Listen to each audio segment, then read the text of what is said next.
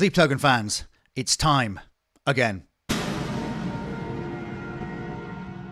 Over the last year, I've rather doing these analysis videos fallen in love with a band called Sleep Token. Now, the way I view Sleep Token is it is a piece of musical theatre. We have been given music and lyrics and marketing and interviews. In fact, that's rather where I started out. In fact, up here should be a link to go and watch part 1 of the Beginner's Guide to Sleep Token, which is about the interviews that they gave before they'd even played a live show. But what these two men that we know colloquially as Vessel and Vessel 2, the lead singer and the drummer, who loves paradiddles. I'm a big fan of the standard paradiddle. And in my little journey of learning about the band, I'm going chronologically. In fact, from learning about the band, the first song I heard was Emergence. In fact, there's another video here you can probably watch about how I got into Sleep Token.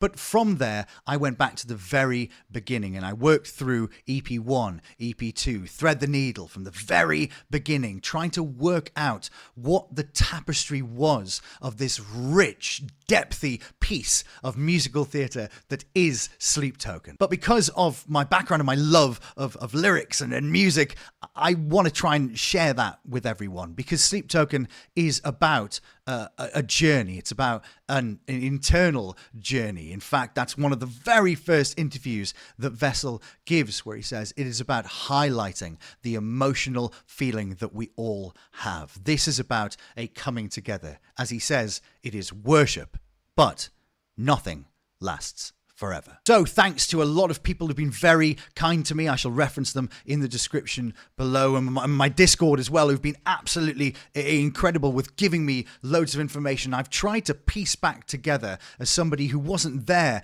back in 2016 when EP1 came out, who wasn't into the band then, who actively tried to avoid the band for quite a long time because I knew that this was going to happen. The hyperfixation is real, folks. Anyway, enough of all that. So we've spoken about the interviews, and we've got through the first 2 EPs musically, and now I have rather arrived at the interlude. So for those of you who don't know, between 2021 and 2024, a number of interludes were dropped into the live shows, and those interludes were digital voices, either having conversations or explaining in monologues messages from the man behind the mask, or indeed the men behind the masks. Let's not deceive ourselves.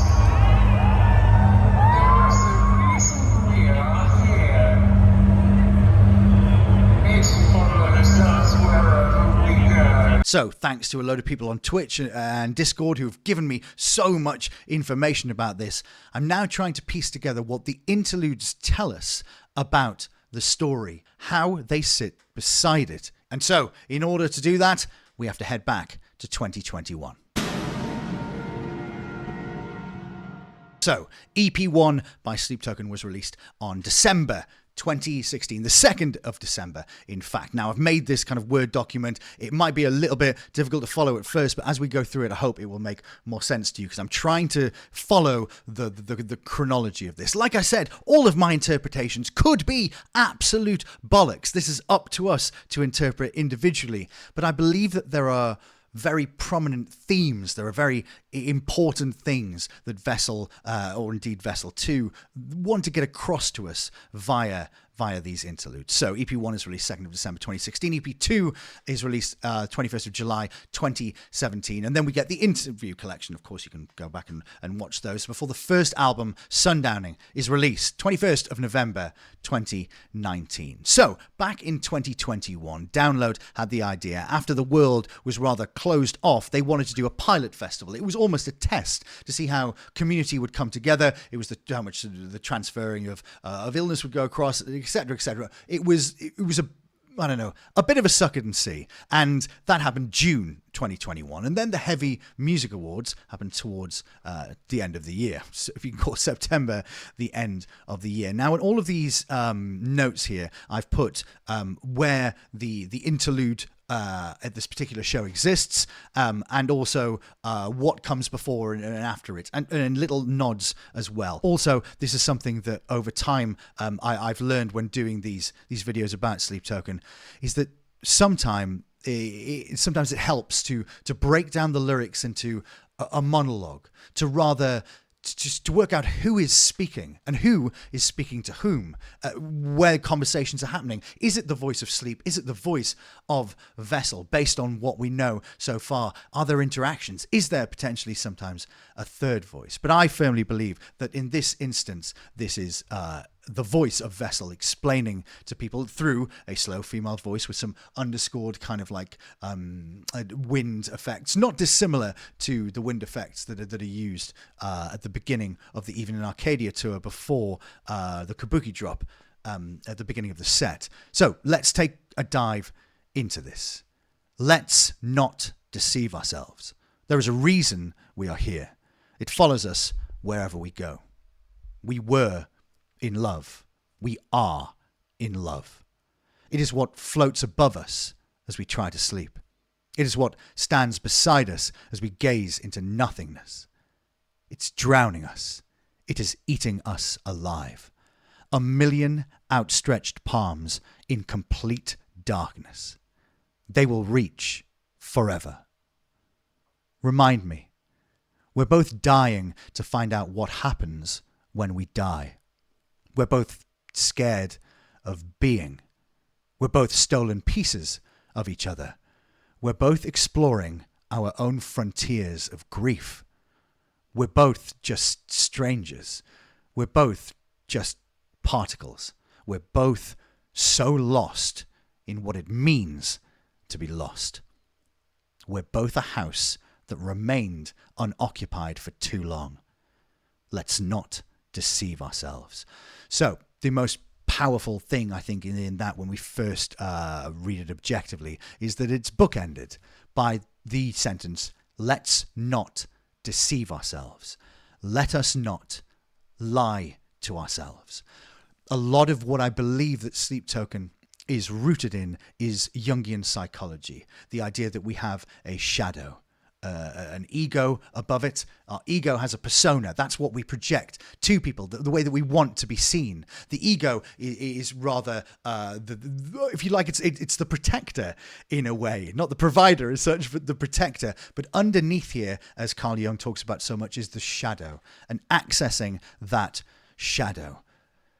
You have to not lie to yourself to become your essential self. You have to embrace that shadow. Freud would have said that it was a bunch of stuff that maybe we went through as children, that we were told that that's ugly, that's a part of you that society won't like. We also have a collective consciousness as well, almost sitting alongside our shadow. We might have things that we don't like about ourselves, things that we've been told when we were kids, when we were in relationships, that the people told us that, no, I don't like that. And we've shoved it down. Alongside that, we have opinions that are just collectively in society. Maybe your tastes in music, art, sex, anything could be different to those which we've held as the collective consciousness. So this idea that we come straight out the box in 2021, the first time that we have heard a quote-unquote voice apart from in the music and in the lyrics themselves. Let's not deceive ourselves. Let's not lie to ourselves. There is a reason we are here. And this is where the balance comes between the performer and the audience potentially, or indeed, we don't know that this isn't a conversation that is being held somewhere else dramatically. Indeed, it could have been a conversation between Vessel and Sleep. If one is to look into shadow work, if one is to view Sleep Token, the musical theatre production, the relationship between a man called Vessel and a deity called Sleep, perhaps we would be able to see how this could be a conversation between Sleep and Vessel, but I don't think necessarily that Sleep is always the villain in this piece. When the man behind the mask is writing these songs, love songs, torch songs, songs of affection, songs of love and hate, often there is a perceived villain. But I hold a little bit the Jungian psychological perspective here, is that sleep is essential. Sleep is essential because the darkness where potentially Sleep lives, where the relationship between Vessel and Sleep live, is is where you do the work in the dark, a phrase that we quite often use in psychology, the stuff that people don't see. And I think that sleep is holding Vessel's hand through that. I think that sleep is essential in order for Vessel to quote unquote ascend. And in my opinion, I believe that ascension is truly finding your essential self, the ego coming together with the shadow in order to create a full essential self, a full being. So let us move on. There is a reason that we are here. It follows us wherever we go. We were in love. We are in love. Now, I think that's quite poignant because even if you were in love with somebody else, with something else, love, rather like Sleep Token say, nothing lasts forever. Some love is all-encompassing. It is enduring. It will go with you into your memento mori, your reminder of death, that even in this loving moment, this relationship, whatever you love so much, that it is fleeting, that the time will catch up with you. Even in Arcadia, well, et in Arcadia ego, even in Arcadia, there you are. The reminder that even in paradise, death will come for us all. So we were in love. We are in love. It is what floats above us as we try to sleep. It's what stands beside us as we gaze into nothingness. It is the feeling. It's drowning us. It's eating us alive. All of a sudden, we've gone to a negative here. We were in love. We are in love. It's what floats above us when we try to sleep, has a positive connotation to it, is what stands beside us. Stands beside us. A lot of you will know. I've done a little bit on Christian mythology, Christian history, and indeed one of the most quoted. I think it's on a lot of people's kitchen walls and what have you. Is about when I needed you the most. Why was there only one set of footsteps? Well, it was then that I carried you. So this idea that it is what stands beside us, and standing beside us is something that we will carry all the way into even in Arcadia, with I've learned to live beside it. That's very different. That's a big change as we evolve over what is commonly referred to as the Trilogy of Trauma through Sundowning Tomb and Take Me Back to Eden. By the time we get to even in Arcadia, there seems to be resolution there at certain points. But at this point, it is not. It is drowning us. It is eating us alive. And I think this is one of the most terrifying lines in all of these. 1,000,000 outstretched palms in complete darkness. Hell. That is what that makes me think of immediately. It's hell. A lot of people will say that hell isn't fire and brimstone, it isn't burning pits of oil and lava and a man with pointy ears and a tail all red. I'm just thinking of South Park now. Without evil there can be no good, so it must be good to be evil sometime. But rather, hell is being out of the sight of God, or, in a more modern sense, hell is the abandonment of hope. So it is 1,000,000 outstretched palms in complete darkness. They will reach forever. They will reach for something that potentially they are never going to get. Remind me, we're both dying. Lovely use of that. We're both dying to find out what happens when we die. We spend our lives locked in, and I know that a great many people talk about potentially Sleep Token having themes of religious trauma in it, and I can completely buy into that based on stuff like this. The 1,000,000 outstretched palms in complete darkness, they will reach forever. Remind me, we're both dying to find out what happens when we die. But this is constant. We're both, we, together, we, either a collection of people or a duologue, two people sitting together, a monologue in this case that is being said from one character to another. We're both scared of being. We're both stolen pieces of each other. For anyone who watched my video on the Garden of Eden, you will know that Eve is a stolen piece of Adam. She is rather a rib. So the religious aspects of this cannot be discounted. We're we're both stolen pieces of each other, but of each other. This isn't a female saying, well, I'm a bit of you because I'm a bit of rib. This is something that we've stolen, not taken willingly, and it hasn't been given up willingly. We're both stolen pieces of each other. A negative act happened. Something was taken without consent. That's what stealing is. We're both exploring our own frontiers of grief. Grief will be something that comes up an awful lot in Sleep Token, and the management of grief. Atlantic is a prime example of that opening tomb, where we can sometimes grieve for things that aren't lost yet. We can grieve. For those of you who followed me for a while, you know Artie. He's an older dog now. I find myself at times grieving him before he's passed. I'm aware of what is going to happen because nothing lasts forever. We're both just strangers. Now, this is where it rather leans into, in terms of the English language, that we're both, you and I, we're both. Not all of us, we're both. Me and you. I'm having a conversation with you now.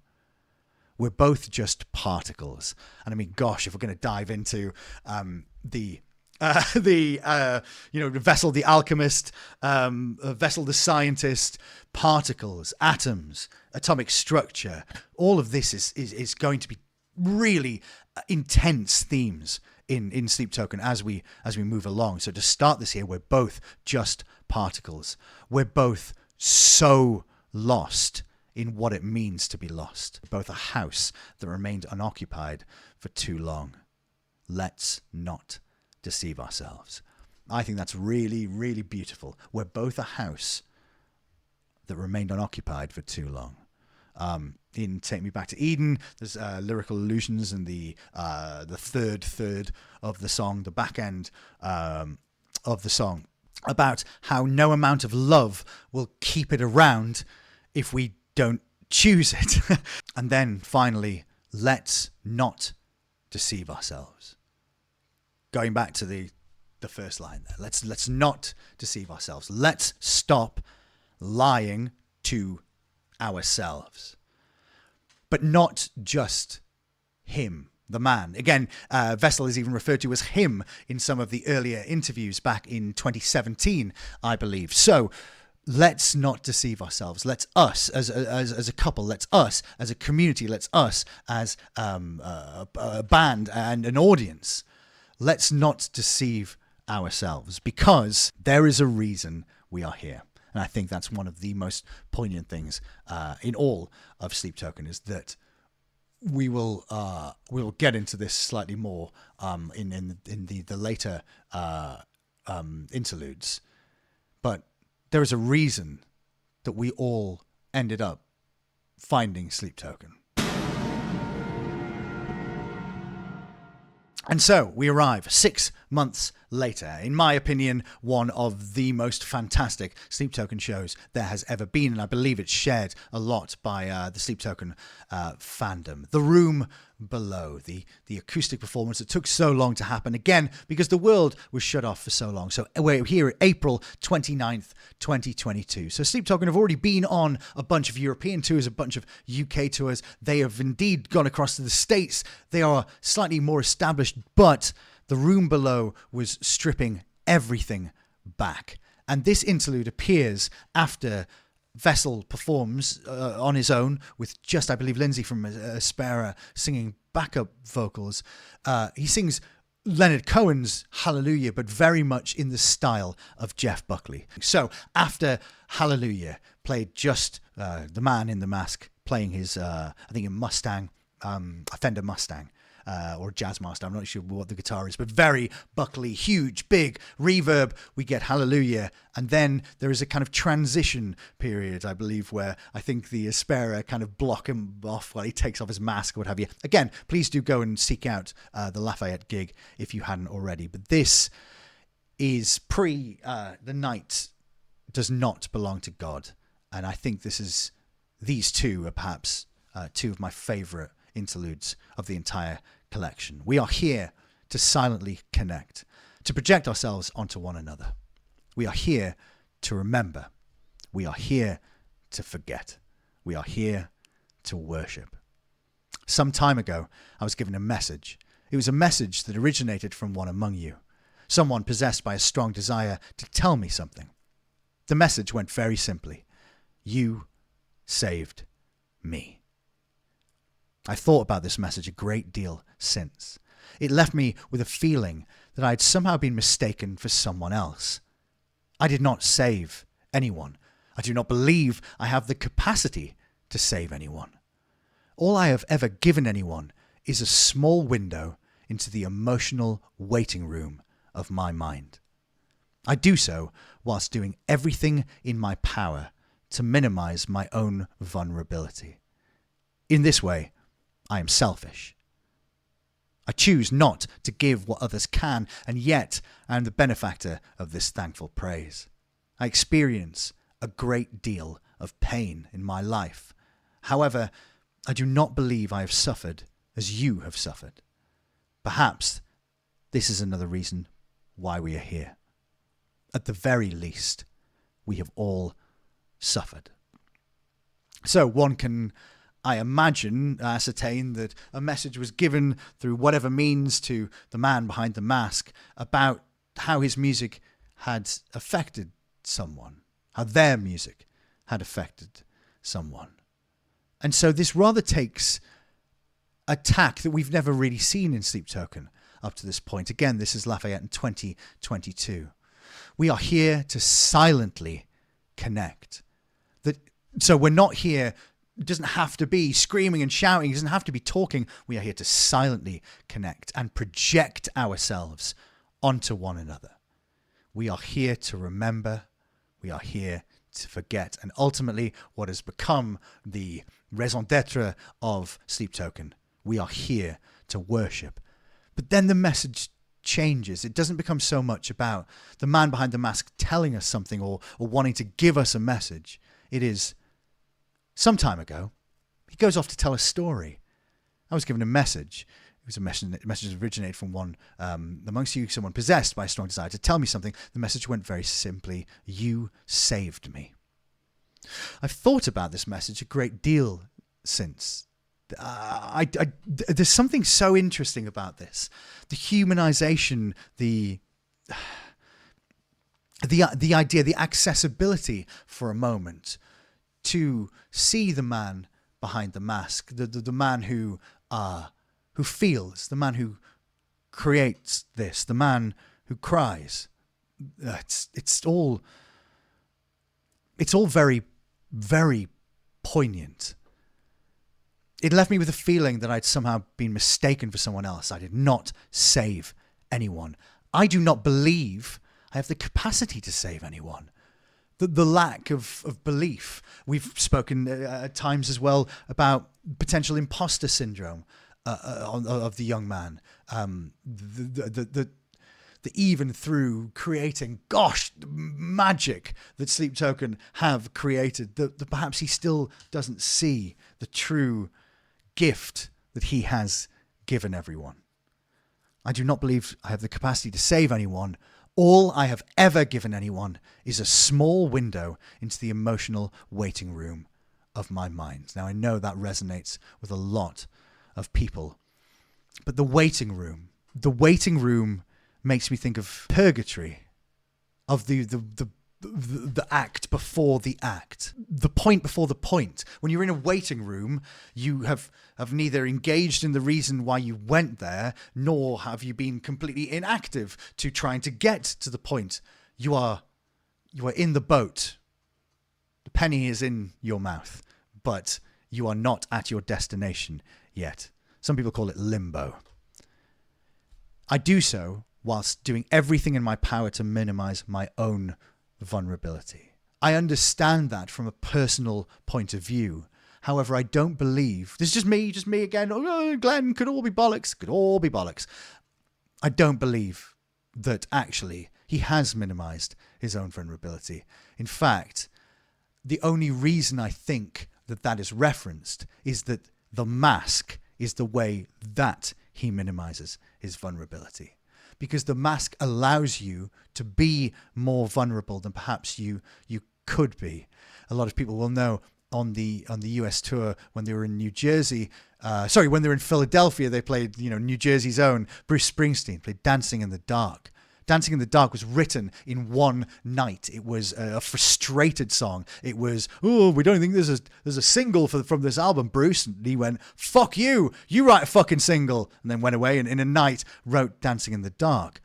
But he talks about that time in his career in 1984. Springsteen was aware that he couldn't be anonymous anymore, that his vulnerability was barefaced.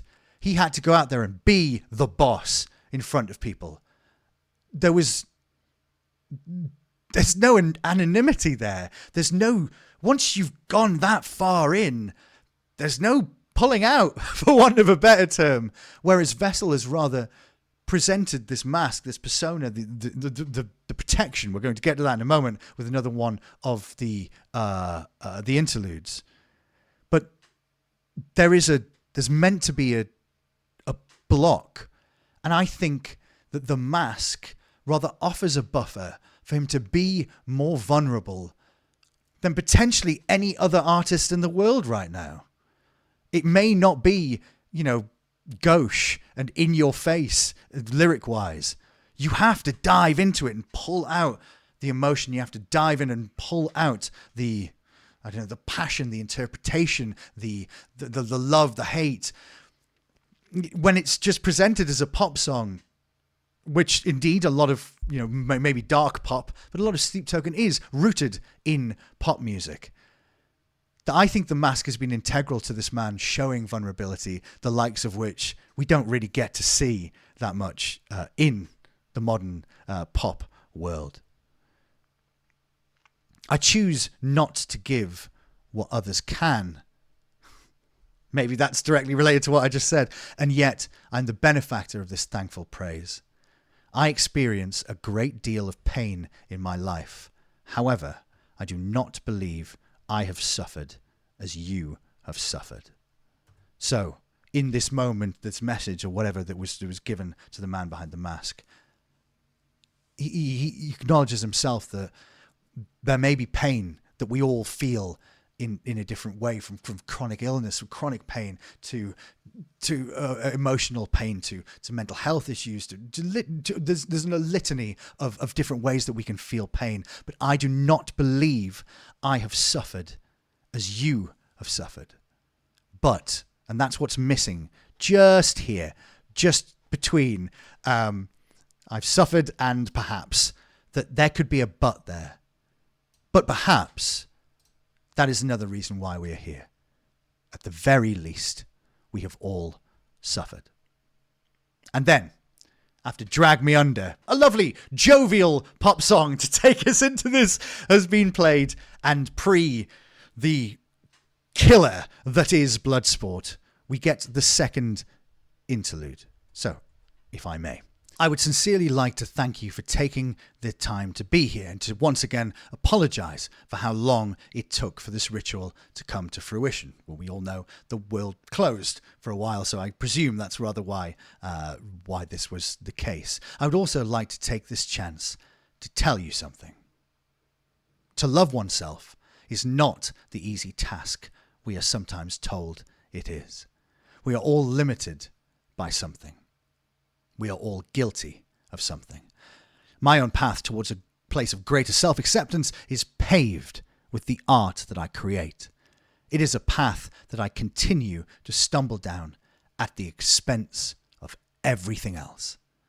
I am nothing without this music. I am nothing without this mask. So, in this sense, the message I received is true, but only in an inverse sense. The truth is, I did not save anybody. You saved me. I would like to take this chance. Now that strikes me as a little bit, not odd, but a man, piano, mask, pants, sits at home, creates this artistic tapestry, this piece of musical theatre, these albums, this music, this concept, but is aware that there are no press releases, there are no interviews, there's no up next on Top of the Pops, we sit down with Vessel from Sleep Token. There's none of that. That's not happening. So he doesn't necessarily have a chance to tell us something. But in 2022, in Lafayette, at this show, he did want to take the chance to tell us something. To love oneself is not the easy task we're sometimes told it is. Yes, indeed, social media will tell us every day. You just have to love yourself. Honestly, just, got to find yourself. It's not fucking easy, though. To love oneself is not the easy task we are sometimes told it is. And we are.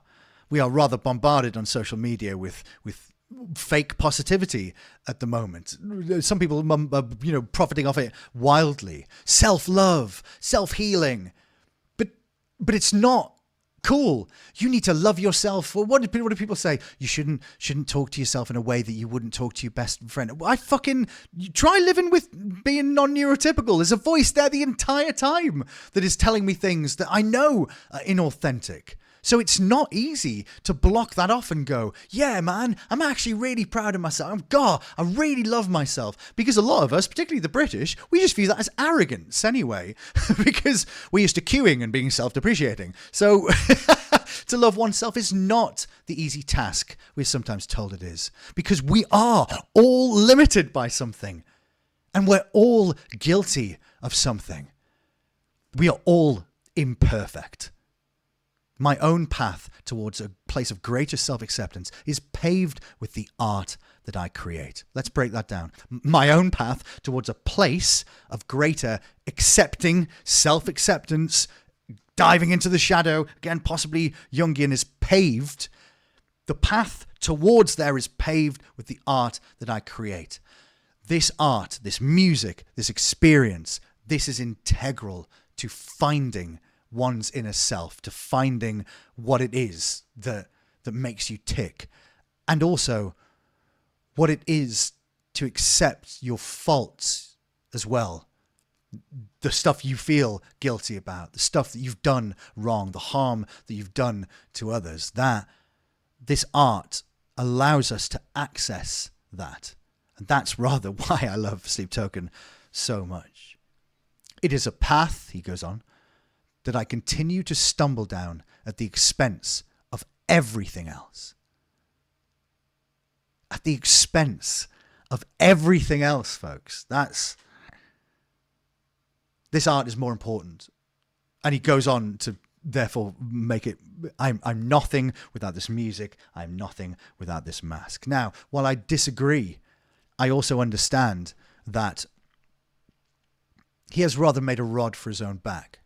That by being the music, by being the vessel, there must be at times, rather like, to draw a comparison, it's going to be an odd one, but it's true, to draw a comparison with professional wrestling in the late 90s, noughties, maybe even until recently, where we all kind of just, it's all just now, hey, guys, just, it's all bollocks, it's all fake. But it wasn't like that. In the 70s, 80s, and 90s, we were told that these characters, that Hulk Hogan was actually Hulk Hogan. He wasn't just a racist called Terry. But these were characters. These were men and women who were living the gimmick. In a way, Vessel carries a parallel with that. He is living the gimmick. He's living the character. When he gets backstage and takes the mask off and the face paint off, I know a great many of you do know who he is, and you go well out of your way to find out who he is. Honest, just bore off. Like, that's not the point. It's not the fucking point of this. So, in that respect, he is nothing without this music, and he feels that he is nothing without this mask. So the message I received is true, but only in an inverse sense. The truth is, I did not save anybody. You saved me. And I understand the mindset behind this, rather, in that when one creates such art, such literature, whatever it may be, and you pour yourself into it, it becomes you. And we may have, as a collective, as fans of this band, we may have helped save this young man. But he sure as fuck has saved a lot more of us.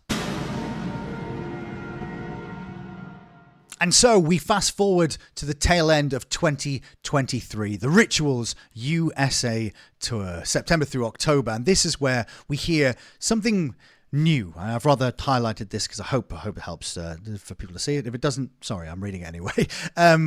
We get two voices, a conversation. Indeed, there may even be a third voice, but that is open to interpretation. Now, the mask seems to speak to Vessel in these interludes. The mask voice much darker, a lower voice, and the Vessel voice is slightly lighter, almost female, almost female and lilt. It does sound like it's potentially a male voice, but again, these digitized voices are hard to discern. So this is the first interlude that happens after Vor, which I believe is the third or fourth song in the set, and before Like That. And this is very, very intriguing. We get two voices, and I shall read both of them here. So from the mask, they think you fake it. What do you mean? When you cry on stage, they don't think it's real. Well, I think that's a reasonable assumption. Do you fake it? No, I don't. But it is something I do consistently. So if I was a member of the audience, I would probably assume that it wasn't real. Do you ever see them crying? No. I can only ever see them smiling. That's good. I want them to smile. Do you think they want you to cry? Do you think they like it? Not as such. I think they just want to know that I'm feeling something. Feeling what they are feeling, perhaps. Do you think this amount of crying is healthy for you? I don't know. But at least I feel something. If I don't feel anything, then why would I even do this? Firstly, for the first time since reading this, I've noticed how many do's are at the beginning of potentially the mask talking back to Vessel. And it almost gives me a sense of being in the therapy chair. I need to get this out of you. I want to learn, and only once I learn about you can I help. This doesn't necessarily feel like you are being attacked. The only time it really is quite attacking is the opening line. They think you fake it. Oops. Who's they? This is a lovely little psychological jaunt we've gone down here, because they, the ops, the bad guys, the people that we build in our head, our enemies, we often, they becomes quite humongous, when actually they is very, very small. One person may dislike you. They might say something to a group of friends that you don't like or whatever, and all of a sudden it can become, we make these enemies. We build maybe enemies that aren't.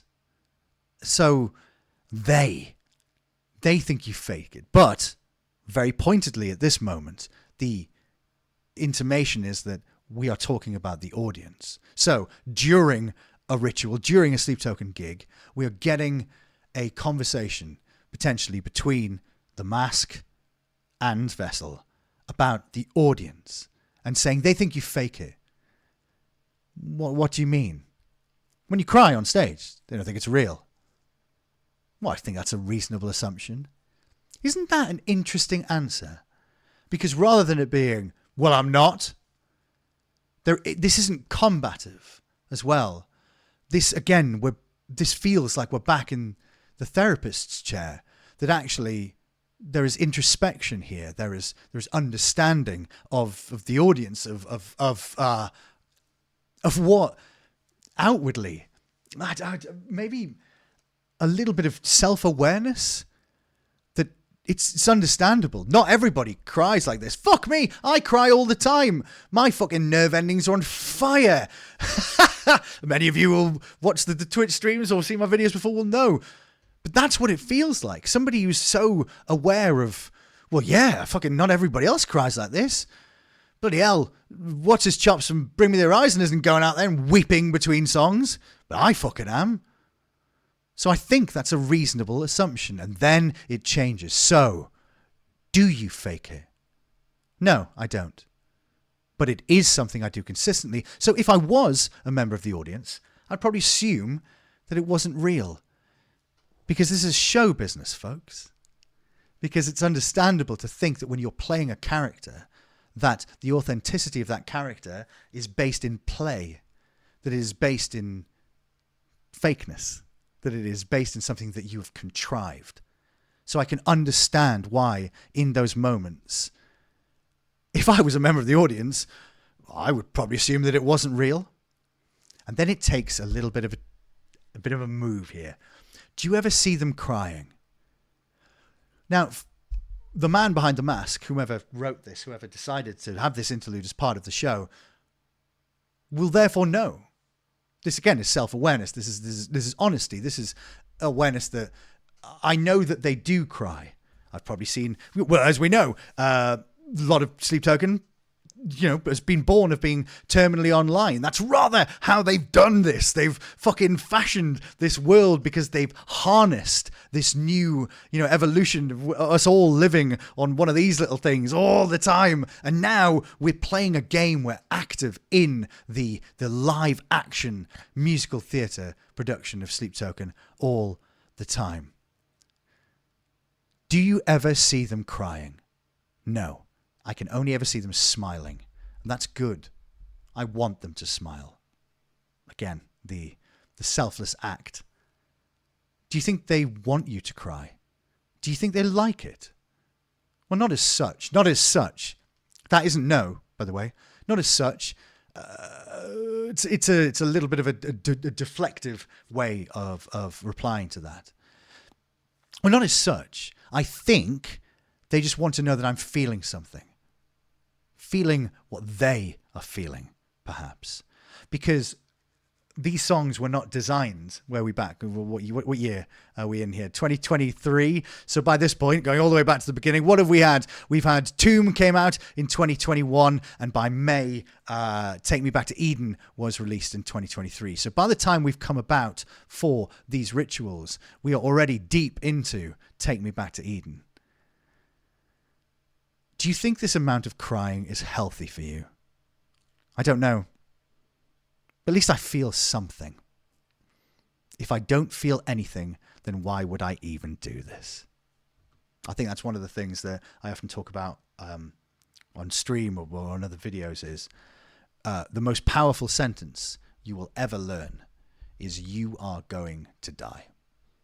And once you've dealt with that feeling, once you've dealt with perhaps grief, whether it be friends, family, once you've experienced what it is like, that this sagging skin suit that we all wear for however many years before we shuffle off this mortal coil, that it is nothing lasts forever. This is going to end. So while you're here, gosh, be nice to fucking feel something, wouldn't it? And I think that's rather the message here. And that's rather why I don't really give a shit that I cry, because at least I'm feeling something. So after Aqua Regia, we get to the second interlude, pre the summoning. And the mask talks back to the vessel again. Why am I here? What is my purpose in all of this? I like how matter of fact Vessel is with the reply. Well, your purpose is twofold. You protect me from them, and you also protect them from me. How is it that I serve to protect anyone from anything? That makes no sense. In order for all of this to work, there has to be a certain boundary in place. That's very interesting, by the way, because we're going back to the original, the anonymity. The boundary is, I presume, to an extent, the anonymity, the mask, the protection, the ability to be this vulnerable, the ability to be able to share these deep, very, very heavy emotional things from, again, content warning coming up, from allusions to self-harm, from love, from hate, from you make me wish I could disappear, from allusions again to taking one's own life. In order for this all to work, there has to be a certain boundary in place. They need to be able to project themselves, we're back to projection again, onto this without anyone else's identity getting in the way. And in turn, I need to be able to show my true self to them in a way that does not compromise their ability to connect. Fucking hell. Just print that off. If anybody asks you about Sleep Token, just fucking send them that. So the mask says, so that's what I am. A boundary. Yes. I don't believe you. I believe there's more to it than that. I believe you're afraid of something. This feels like we're being probed a little bit. It feels like Vessel is being prodded. It feels like there is doubt. I don't know if maybe if you've ever been to a therapist, counselor, whatever, and they believe that you're not being completely truthful with them. Sometimes, depending on their personality, their way of constructing, cognitive behavioral therapy, their own training, that sometimes they will probe, they will prod a little, but this gets slightly more aggressive than that coming up. I don't believe you. I believe there is more to it than that. I believe you are afraid of something. Now that rather is presented as, oh, I think I know something about you that you don't. And Vessel replies, we are all afraid of something. Are we not? And that's a disarming thing to say.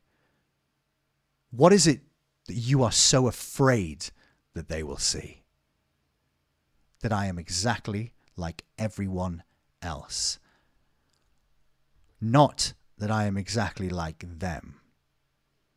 Maybe that is a comment on the entertainment industry. Maybe that is a comment on media. Maybe that's a comment on social media or the modern construction of celebrity and the entertainment industry in the state that we've rather let it get into. That I'm concerned that once I remove all of that, once I become Bruce Springsteen in 1984, that I'm just that. That's all I am. I'm just like every other entertainer, every other performer, every other person that people look up to. Or indeed, it could be about the audience. It could be that I'm just like you. But I think that the illusions have rather been up to this point that Vessel is happy with that. The Vessel is delighted that we can share this with him.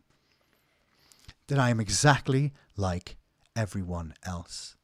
The fear therein seems to be that Vessel knows that this comes from a place where he is just like everyone else.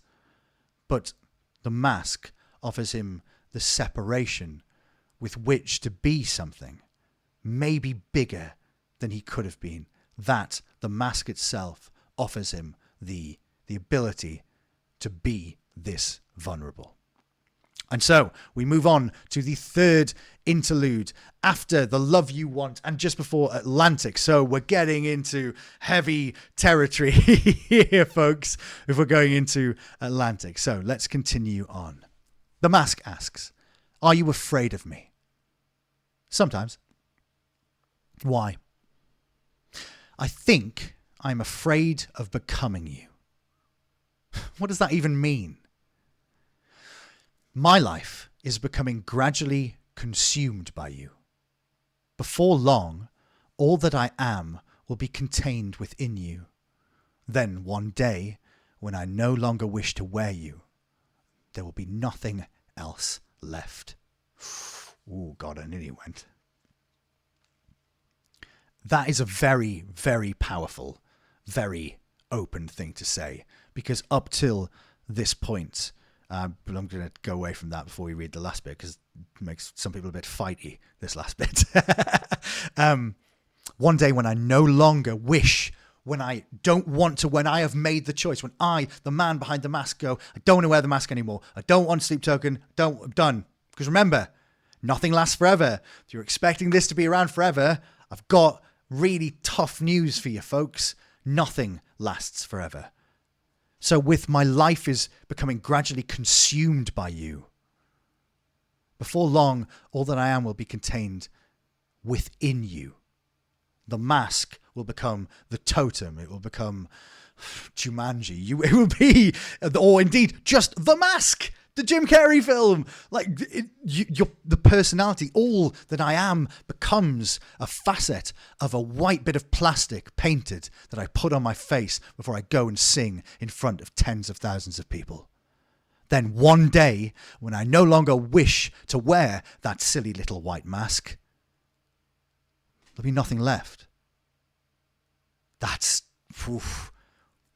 very self-aware and very powerful. And then the mask replies with this.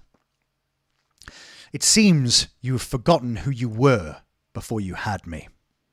You were nothing.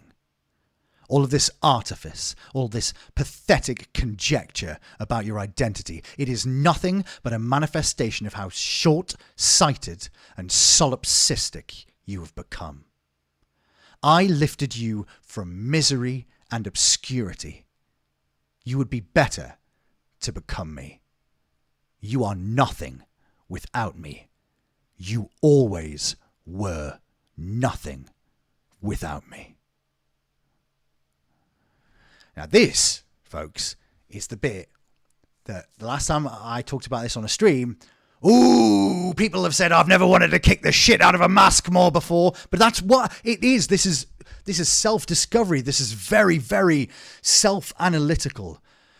The fact that you've got to remember, a man wrote this. He sat and wrote this. He wanted to project this to people. He wanted people to hear this fucking conversation where he says, my life is gradually becoming consumed by you.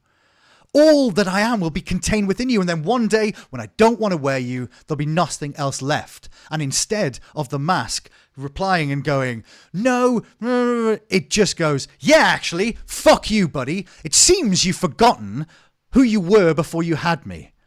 You were nothing. All of the artifice, the pathetic conjecture about your identity, it's nothing but a manifestation. You've made it up. It's a manifestation. It is a projection about how short-sighted and solipsistic, how self-involved you are. I tell you what, let's take a look very quickly into the definition of solipsistic. So, solipsism, a theory that nothing exists apart from one's own self, extreme egocentrism. So, if you like, the opposite to empathy, the idea that this is all that matters, that I am the beginning and the middle and the end. Main character syndrome. There you go. If you want to find a colloquial way of saying it, that I am the main character in everybody's fucking story. That everybody, the Truman Show is a fantastic way of kind of balancing that out in a gauche way, maybe not entirely, but the idea that I am the main character and I'm the main character in everybody's story. That is pretty heavy when we want to... Your identity is nothing but a manifestation of how short-sighted and solipsistic you've become. That's really aggressively heavy. I lifted you from misery and here's the big one, obscurity. So, in and of itself, we would think that would possibly come from somebody who has, like Sleep has been alluded to do in whatever guise you want to imagine them, whether they be a god, whether they be in a relationship, from the man behind the mask and how they've aided their career or whatever tangent you would like to go on with this. I lifted you from misery and obscurity. That's career. Obscurity is career, right? That this is somebody who, or this is the voice of someone who believes or rather the internal voice, or the secondary voice, Jungian, Freudian, whichever way you would like to talk about it, non-neurotypical, that additional voice that people on the autistic spectrum, the SD spectrum, the ADHD spectrum, these different voices. Some people live with no second voice at all. Some people live with hundreds of them. But there is a voice inside the man that made him write this, that made him say, I lifted you from misery and obscurity, and you would be better to become me. You are nothing without me. You always were nothing without me. And then there is a fourth interlude. And this is my most, I don't know, my favorite, the most intrigued that I am after Ascensionism and before the offering. You are wrong. In the end, my fractured sense of self was only another piece of fuel for the fire that burns in the eyes of these people before us. They too are pained. They too know not what they truly are. Going all the way back to the very first interview they ever gave and talking about how sleep has power that you would not be able to understand. The UK, that we have power that we are not aware of. They are each stood alone on a stage of their own. And yet, they are here, united by that shared sense of never truly belonging. They see something beyond their own bleak horizons and they reach for it together. The complete opposite of what I said earlier, folks. Those arms reaching out that they'll reach and never get there. All of a sudden, it takes it from looking, sounding, feeling like hell. Dark hands reaching for some sort of hope, but in fact, they see something beyond their own bleak horizons and they reach for it. Let's go back a little bit. United by that shared sense of never truly belonging, they see something beyond their own bleak horizons and they reach for it together. That's fucking powerful. Together. So let us join now to reflect their joy and to serve as a conduit for their anguish, to swallow their fear, to worship. It's fucking brilliant. You are wrong. That's how we start this little monologue. In the end, my fractured sense of self was only another piece of fuel for the fire that burns in the eyes of those people before us. My fractured, my pain, my sense of my falling apart, my art, what I've created, what we've created, what Sleep Token is fuel for fire that burns in eyes of people who are pained, who maybe don't know who they are. They are stood alone on a stage of their own, and yet they are here. We are sharing a common moment. We are sharing a feeling together, united by that shared sense of never truly belonging, that maybe we just didn't feel we were a jigsaw piece. We just didn't fucking fit in the whole jigsaw. They see something beyond their own bleak horizons and they reach for it. Again, somewhat presumptuous that we all have bleak horizons. However, no, I'm joking. They see something beyond their own bleak horizons and they reach for it. 1,000 faces, 1,000 hands reaching into the darkness together. And that's important as well. Together. So let us join now to reflect their joy. Their joy, your joy, when you bought a ticket to this, when you traveled 4, 6, 10 to other countries, when you wanted to come to worship, when you wanted to have the experience of what a ritual, what seeing Sleep Token live was like, that feeling that's happening right now in the USA. I read messages on Discord and Ko-fi all day from people saying life-changing, that it was life-changing going to see this band. So the idea that he acknowledges that and understands that even a couple of years ago together. So let us join now to reflect their joy and to serve as a conduit for their anguish, to swallow their fear, to worship.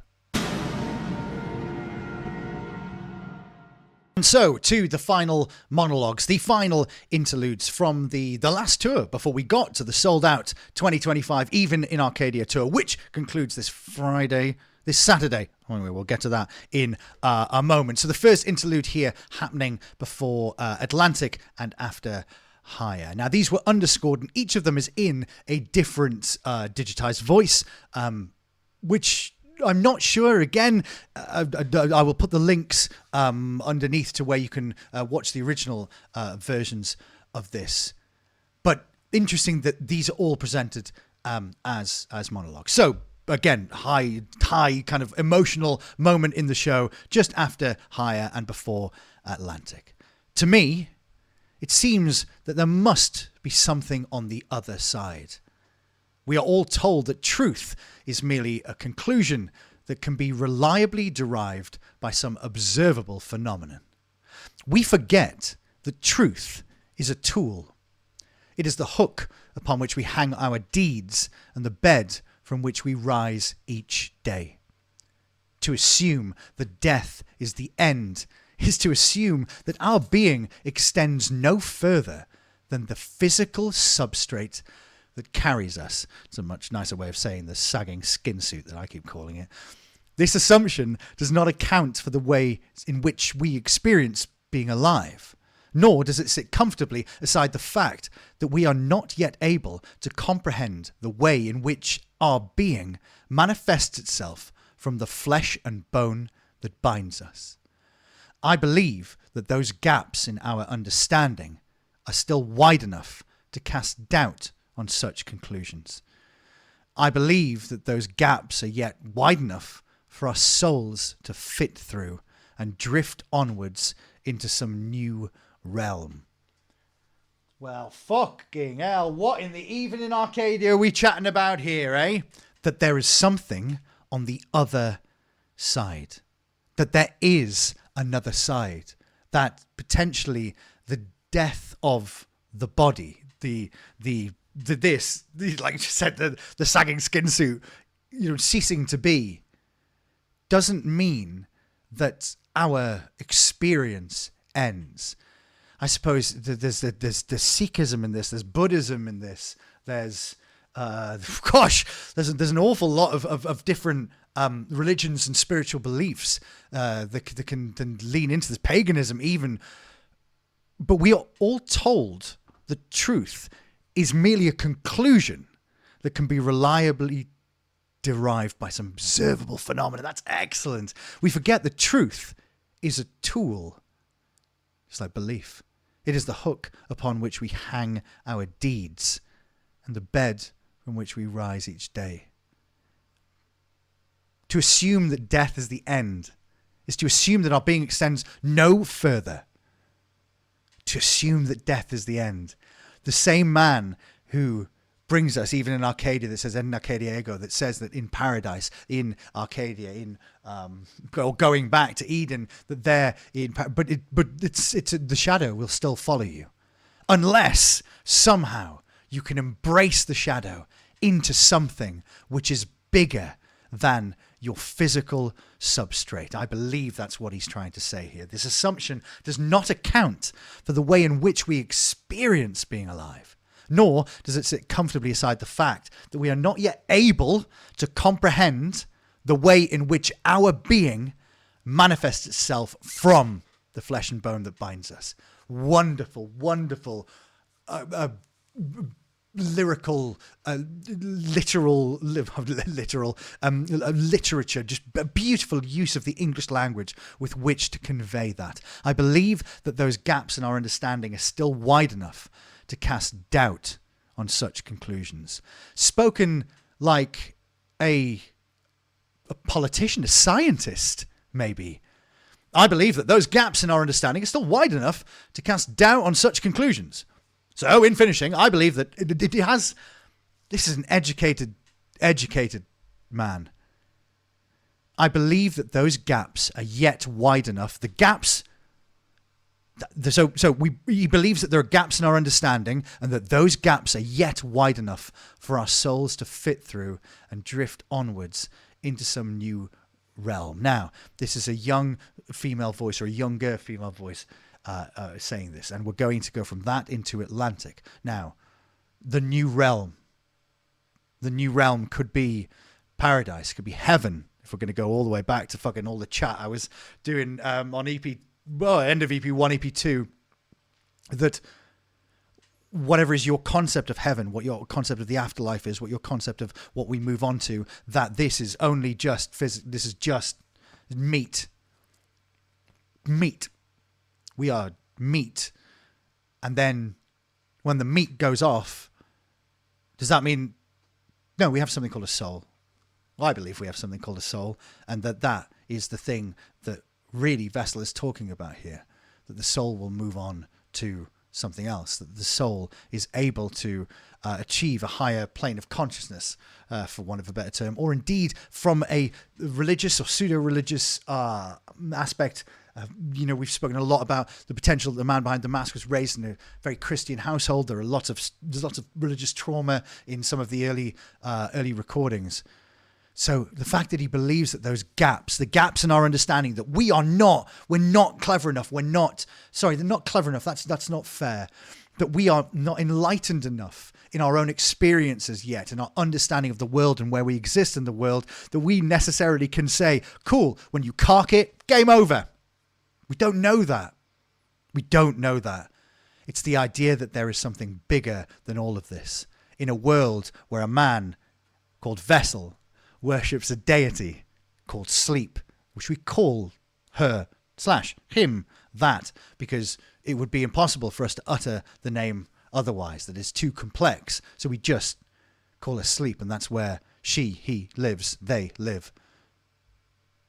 I believe those gaps are yet wide enough for our souls to fit through and drift onwards. Just like he says, drift with me in infinite baths. Fucking, what the fuck?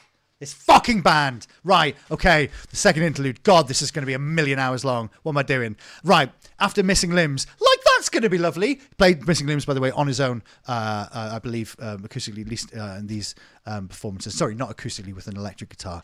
And so we get Missing Limbs, and the break between Missing Limbs and Chokehold. Fucking astounding, isn't it? Metallically, again, I will put the link down so you can listen to them.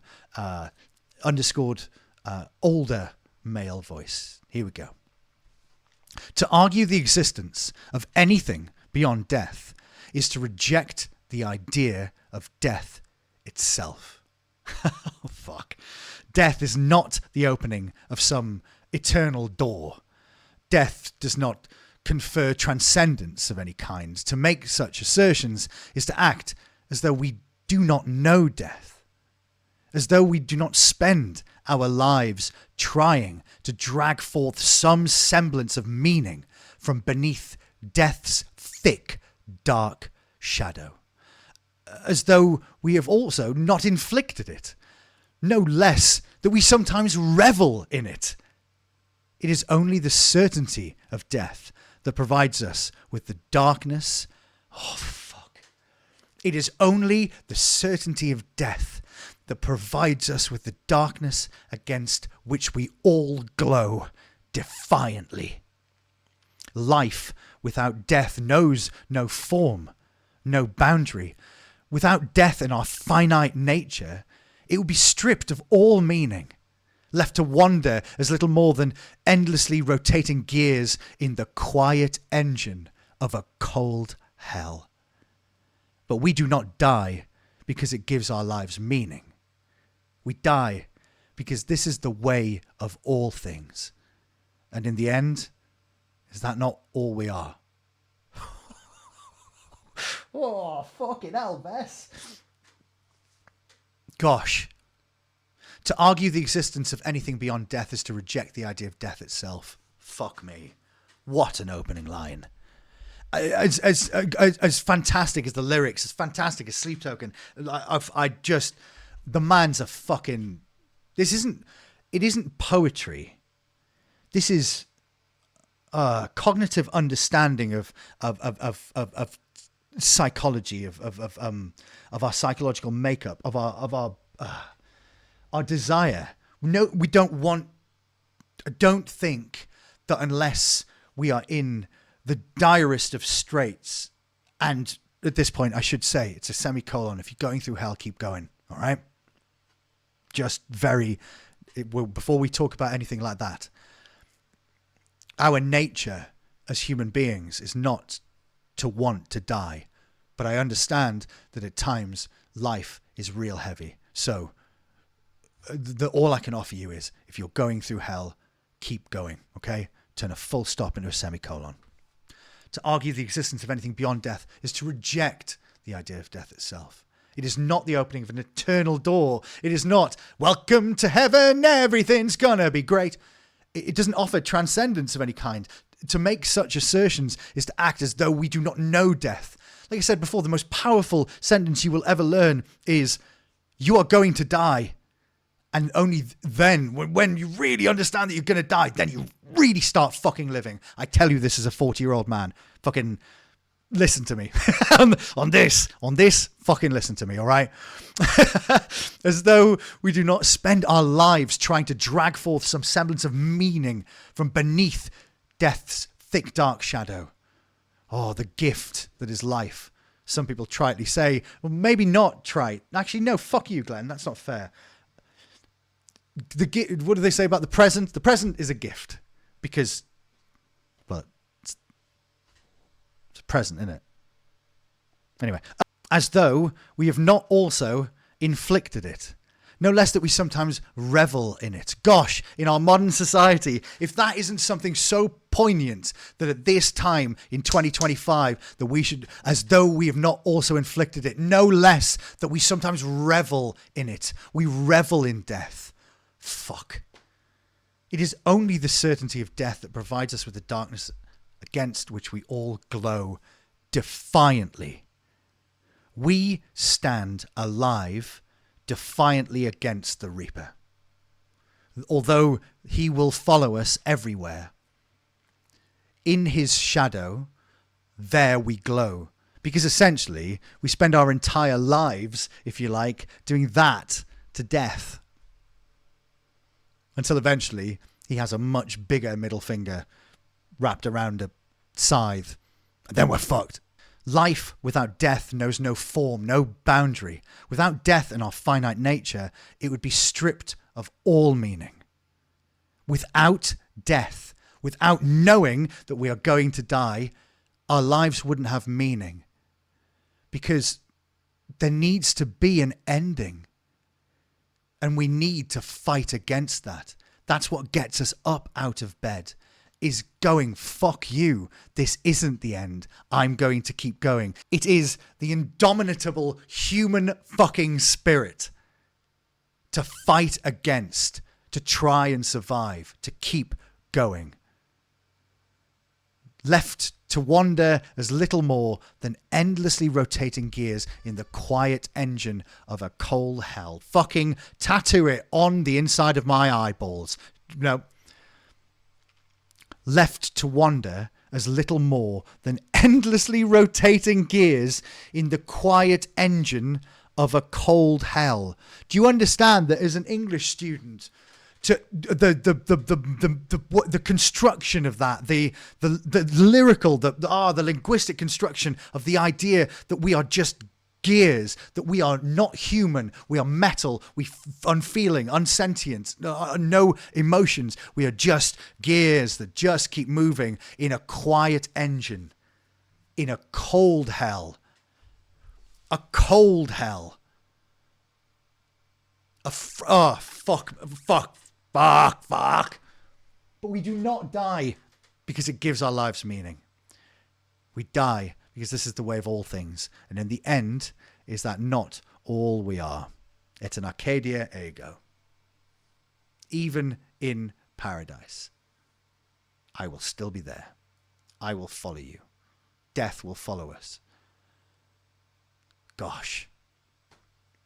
What a fucking time to be alive with this band and this fucking lyricist. Oh my God, right. Right, one last one. I'm sorry, this video is going to be a million fucking hours long. Right, the third interlude, the final interlude. Thank you so much for watching this video. I'll do a little closer in the end. But after Ascensionism and just before Take Me Back to Eden. Now, this was softly underscored. Again, links will be below. It's got some kind of Take Me Back to Eden, if you like. I've put Take Me Back to Eden coded here. It's some of the effects, if you like, that lead in very nicely to that deeply reverbed opening few notes of the song Take Me Back to Eden. So here we go. Death is not merely an event that occurs. It is not simply some kind of existential threshold we are all fated to cross. It is far more than these small notions. One does not need to look as far as the end of their own life to be confronted with the unknowable. One does not even need to look that far to be confronted with death. Look around you. About what can you truly be certain? Death is a colour. It soaks a part of every canvas. Death is a fabric. It can clothe the living. Death is merely another weapon wielded by the great adversary. Another cadence in this terribly beautiful symphony we listen to helplessly. Let it bring you hope in one hand and fear in another. It is asking you to dance with both, after all.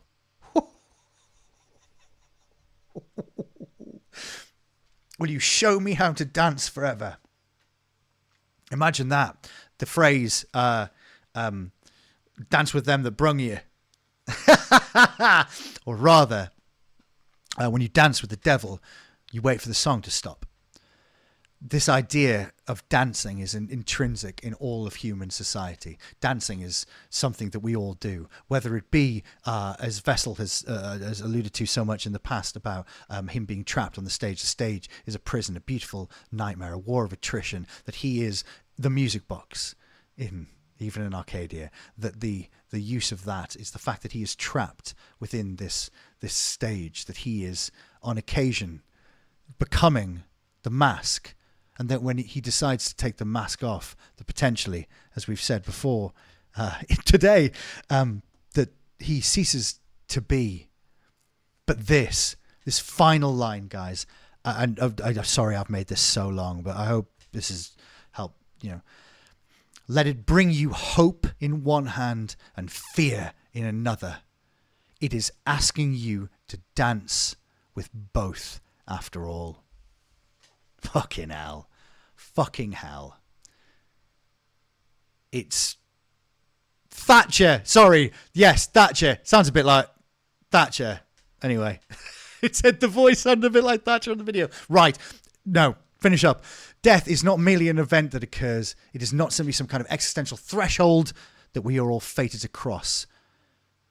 One does not need to look as far. We see death everywhere all the time. We see it on television. We see it in the newspapers. We read about it. We look at it on our phones. There's death everywhere all the time. It does soak into every part of the canvas. It soaks into every part of our society. It can clothe the living. People can shroud themselves in death. People have made a lot of money profiting off death. Certainly from the 1900s in particular in modern society. Goodness. Death is merely another weapon wielded by the great adversary. Ooh, has he put his tin hat on there? Are we getting a little bit of societal chat, maybe? But this, I'll leave you with this, and fucking hell, I need to stop. Another cadence in this terribly beautiful symphony we listen to helplessly. That we are passengers in this. Let it bring you hope in one hand and fear in another. It is asking you to dance with both, after all. So, let it bring you hope in one hand and fear in another. I'm all right with that. I'm all right with living my life like that, with hope in one hand, fear in the other. Because sometimes that fear drives you. The fear of, like I said, you're going to die. The fear that I'm going to die drives me sometimes. That I have to get this done. I have to experience. I want to see the boys grow up. I want to see my mum get old. I want to spend my life with my partner, Laura, and I want to, fear is okay. The term feel the fear and do it anyway is often mentioned in our house. In fact, I have it on my wrist the entire time. Fear's not allowed to drive. But the idea that it's not just fear, that it's hope as well. Fucking hell. We fear death. And we hope for the best in the meantime. Fucking, this is... Anyway, right. Those are the interludes. Take from them what you will. Again, everything I could have been saying is complete bollocks. Could be complete bollocks. But this is part of the story. This is part of the Sleep Token journey, the musical theatre production that is Sleep Token. We got interviews earlier on. We got to hear from the man behind the mask and his representatives on occasion. Then we got a bunch of music, and then we got interludes, and now we have runes, and we have games, and we have houses. And again, houses, because we left a house unattended, and now there are two of them, and now they're battling against each other, because the battle continues, folks. The battle continues all the way till this weekend, because this weekend, on Saturday night, Sleep Token finish the Even in Arcadia US tour in Los Angeles. Now, I don't normally do this, but I'm going to do a plug, because it's October. October 2025. If you're not watching this much later, I hope you're enjoying it. But if you're watching this week, thank you very much for watching it when it first came out. Hopefully, loads of people are watching it. That'd be great. But it's October is Breast Cancer Awareness Month, and on Saturday evening, Saturday evening from about 11 p.m. till about 6 a.m. UK time, we're going to be doing a live stream over on Twitch. All the things will be down here. Anything that anybody subs, gifted subs, anything, any bits, fucking whatever. Anybody wants to donate anything, it all goes to breast cancer awareness. That's what we're going to do on Saturday night, because it's the final night of the tour, and because thank you so much for everybody who bought t-shirts. Of course, if you want to visit my Ko-fi page, fuck it. Okay, so on screen now are all of my Ko-fi supporters. These are people who have become members on my Ko-fi page. It gives you access to hundreds of hours of extra videos, live streams, all that good stuff, and also gives you access to our members-only Discord as well, where we talk about art, music, and all of this. We dissect.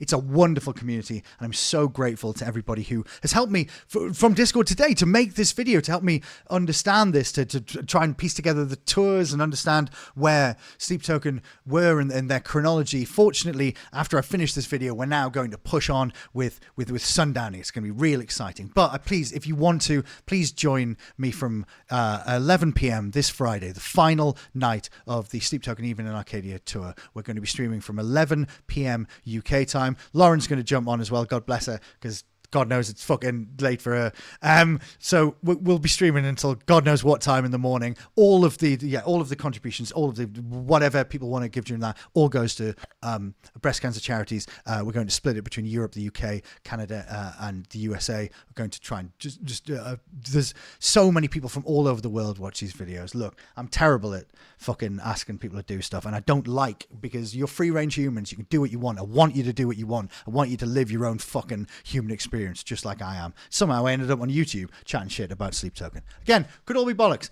But yeah, thank you for watching this. I hope that this has helped. If you're new to the band, I hope maybe it's given you a bit of context for the interludes and where they existed in the timelines. And there will be more. There's more happening right now. We've got a whole load of fucking pictures we need to dissect. And indeed, there is going to be allegedly an announcement. There's going to be something which is revealed on the final night of the Even in Arcadia US tour. So we wait to find out what that is. We will be watching it on Twitch live if you'd like to join us. You don't have to contribute anything. Honestly, just you being there is gift enough. But yeah, free range human, go do your fucking thing.